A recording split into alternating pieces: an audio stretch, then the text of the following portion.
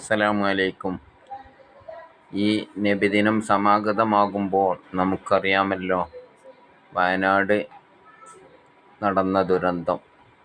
ഒരു ഭൂപ്രദേശം ഒന്നാകെ അവിടെ ഇല്ലാതെ ഒരു തരിശുഭൂമി പോലെ, നാം ഈ സ്ക്രീനിൽ കാണുന്നത് പോലെ തരിശുഭൂമി പോലെ ആകാൻ ഒരു സെക്കൻഡ് വേണ്ടി വന്നുള്ളൂ.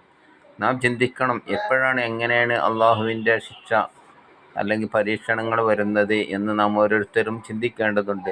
ഇതിൽ നിന്ന് പാഠം ഉൾക്കൊണ്ട് ഈ പുണ്യമായ റബീഉൽ അവ്വൽ മാസത്തിൽ നബി സല്ലല്ലാഹു അലൈഹി വസല്ലമ തങ്ങളോട് പിൻപറ്റുകയും അവിടുന്ന് കാണിച്ചു തന്ന മാർഗത്തിലൂടെ സഞ്ചരിക്കുകയും ചെയ്ത് വിജയം കരസ്ഥമാക്കാൻ നാം ഓരോരുത്തരും തയ്യാറാവണം.